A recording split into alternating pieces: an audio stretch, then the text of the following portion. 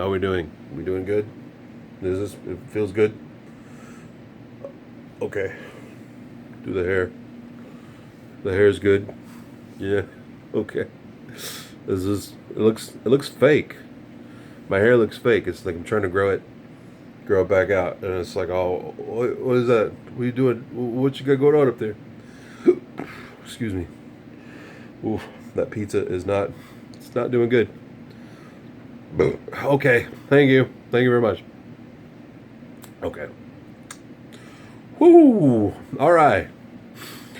Hi, how are you? Welcome to my channel. My name is Adam W. Rodriguez, and this is the Art of AWR. I am doing the newbie Booktube Tag challenge. I've seen a lot of folks do this already, and it looks like a lot of fun. It looks like a really great way to introduce yourself to the Booktube community. So, here I am doing my thing, saying hi. Hi guys, how y'all doing? My name's Adam. I'm doing Booktube videos. All right, I'm gonna start off with some questions. What's the very first question? Why did you start this channel? Well, I have started so many art channels, like many times, and just like totally lost interest in them. And what it comes down to is I'm a visual artist. I'm a painter. I'm a stage performer. I'm an actor. I'm a producer. I've various degrees of success. I've won some awards here and there, that kind of thing.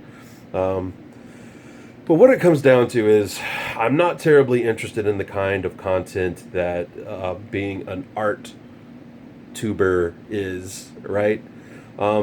Because as a performer, as a painter, and all of that stuff, what it all boils down to, what the base of my artistic endeavors is reading. Like, I read a lot, and reading inspires me to create things, right? So my various forms of reading is what makes me an artist. So I figured if I'm going to start a channel, I'm going to start at the base, at the foundation of the kind of work that I do. And what's at the foundation of what I do?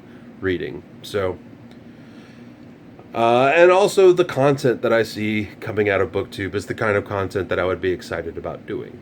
The kind of thing that I could do on the regular. So what I've done is I've decided to challenge myself to at least spend a year, maybe two, trying to make at least a video a week.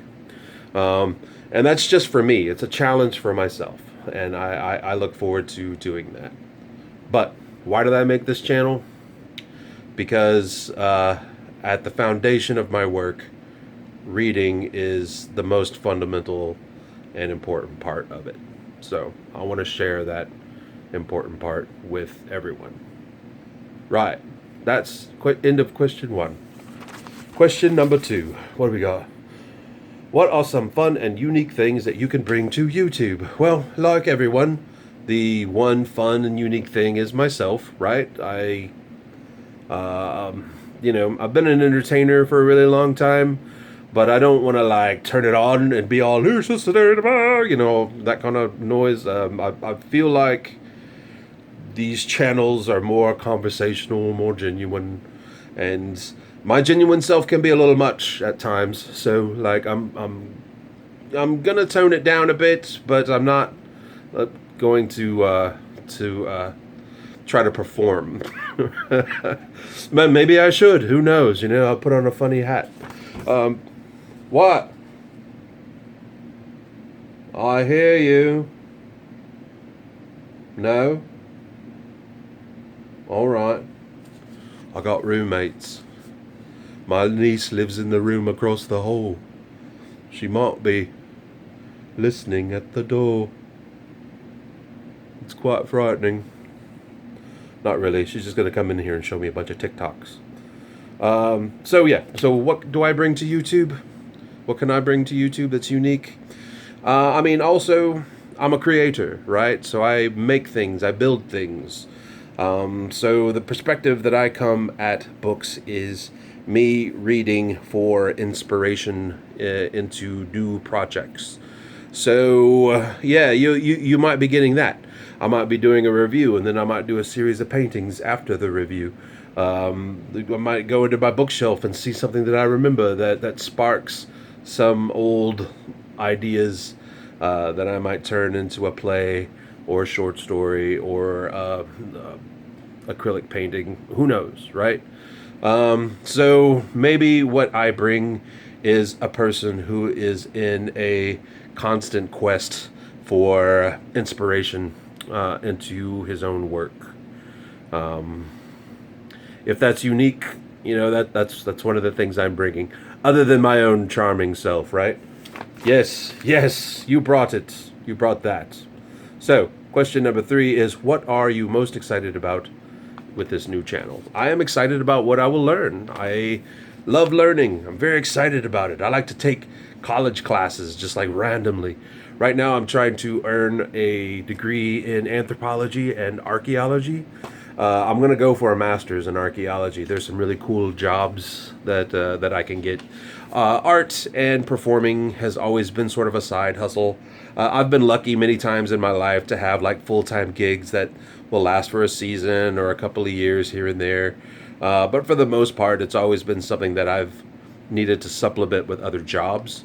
So that's why I'm going back to school right now, and I'm going to get my degrees in archaeology and probably anthropology. I'm thinking about getting a double master's. So that's what I'm doing right now. What I mean to say is, what excites me is learning new things. And I'm going to be learning how to build a YouTube channel. I'm going to be learning what works for me, what doesn't work for me. I'm excited to see what the future is going to be like, because I plan on making good on my promise to myself of, a year or two of one video a week. And what I've noticed doing art for as long as I have is when I slog through and try to just build. Yes, you do create a bunch of crap, but maybe 1 in 5, maybe 1 in 20 ends up being really, really good. And you're like, oh, that's what I need to be striving for. What did I do right there? You know what I mean? So I'm excited about those moments when I do it right. So, and they are inevitable, because eventually they will happen as long as I am consistent and patient and persistent. So, and that's what I intend to be. So that's what I'm excited for. Why do you love reading? Why do I love reading? I love it because it's a great escape from the dreary, horrible world. No, that's true. Yeah, every bit of that's true. I was about to say just kidding, but I'm not kidding. The world is awful sometimes. And sometimes you need a great escape, and sometimes books are exactly what you need to do so. I love reading because you get to glimpse into other people's minds. People become quite vulnerable. People become quite... they show you their souls when you read their stories. And what it does is it inspires me. What I love about reading is it makes me a better writer. It makes me a better artist. It makes me a better person, because I'll understand points of view that I didn't understand before. I love reading because it makes me grow as a person. It makes me a better person sometimes. Yeah. Reading's important. More people should read. I think if more people read things that weren't just stuff that they're used to reading. Sometimes you need to read something that makes you feel a little uncomfortable. Sometimes you need to read outside of your own realms. And I'm guilty of this all the time, But reading, what I love about reading is it helps me to understand the world around me better. Makes me more worldly, and I haven't been all the way around the world, but I understand parts of it just because I've read. That's what I love about reading. What book series got me into reading? What book or series? Okay, so, I would say the first book that really, really got me to call myself I'm a reader now, I would have been in Second grade, and up until this point, I've already been reading. I was reading very, very early. Um, uh, the book would be Watership Down. Watership Down was a cartoon that I watched, and in the like late '70s, early '80s, and it was this really gory, kind of traumatizing cartoon. I'm sure some of y'all have seen it, and yeah, you guys would be like, yeah, that stuff was traumatizing, dude. It totally was, and but I couldn't get enough of it. I loved it so much, and it would come on like once a year, and every time it came on, I was just like, we're watching this, dude. This is back in the day. We're not a terribly we were kind of like low income family. We had one TV in the living room, and it's just like, no, you guys, we're not watching J.R. Ewing tonight, guys. We're watching friggin' Watership Down, and we're going to watch all of it. And, they would hide it from me. They'd be like, no, it's not on. It's like, no, I'm watching it. I want to see those rabbits tearing each other apart. So anyway, I remember as soon as I found out it was a book, but as soon as I was old enough, because that thing came out in like 78 is when it was released, and so I probably watched it up until like 82, 83, and I would have been about 7 or so second grade, 7 or 8.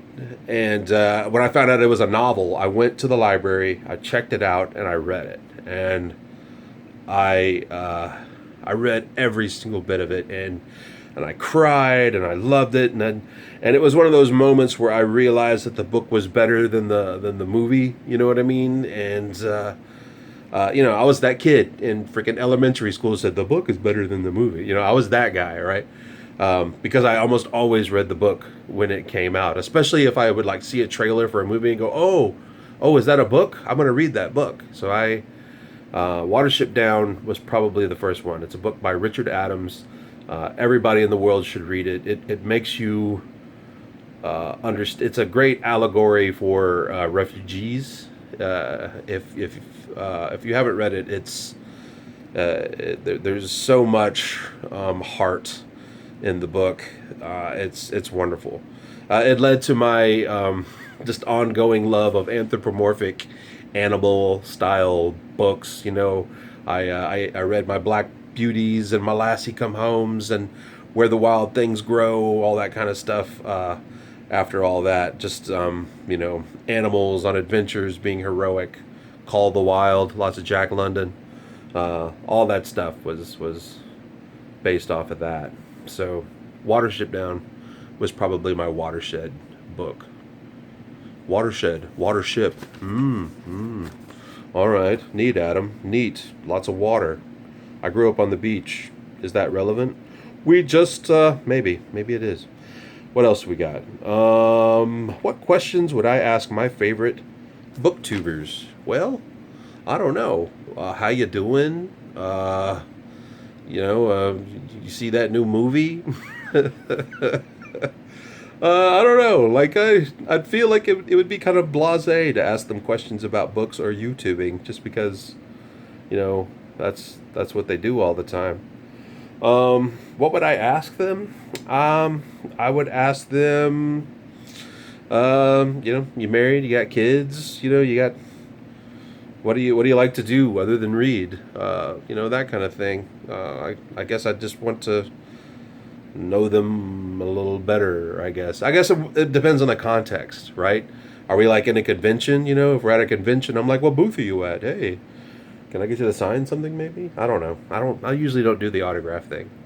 I don't know. Do we have conventions? Do they have conventions? They must, I'm sure. Huh.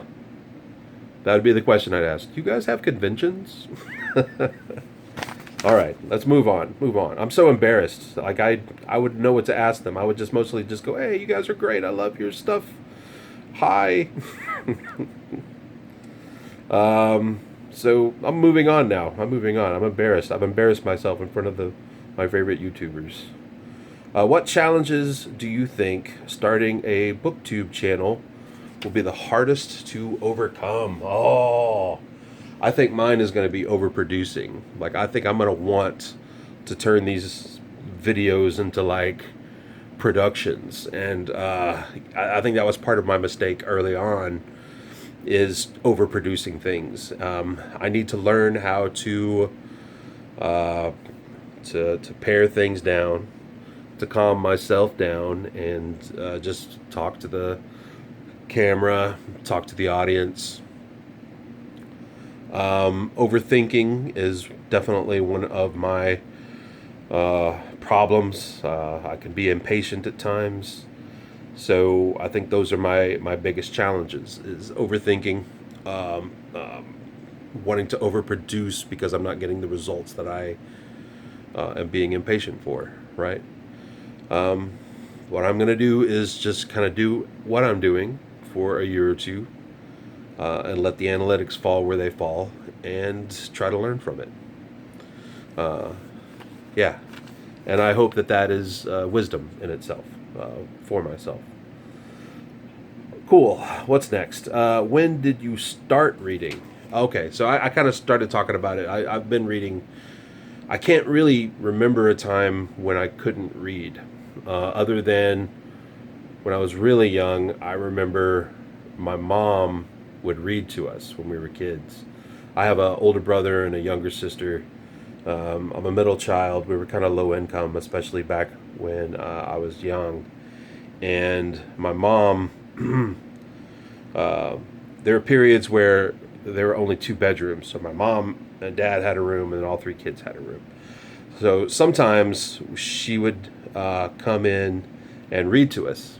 And sometimes when it was really cold, we would all gather in one bedroom and turn on a space heater, and mom would read to us. And I remember the first book, or the first book I remember was The Wizard of Oz, and me being like super, super engrossed in it.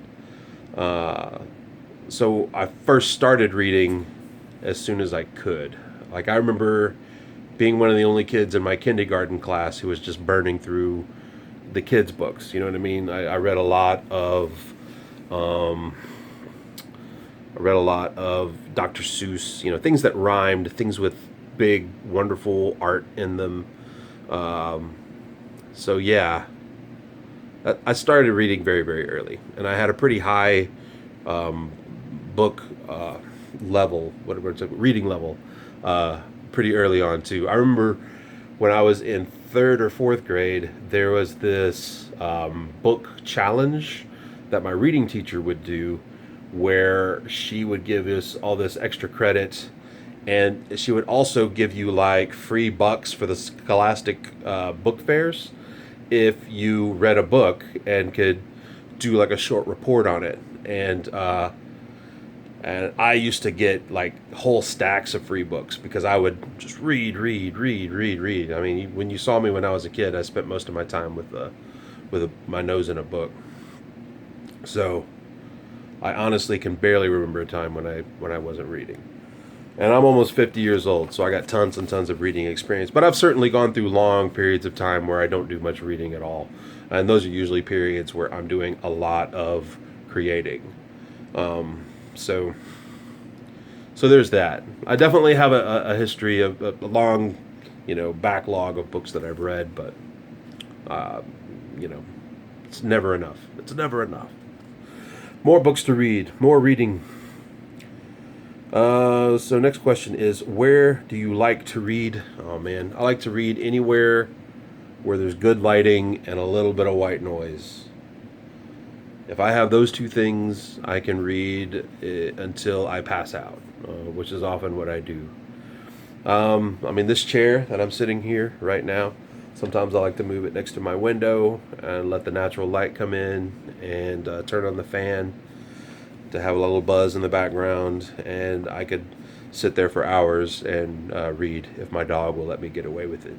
My little dog is pretty great. She'll make me get up and move around sometimes when I'm being a little too sedimentary.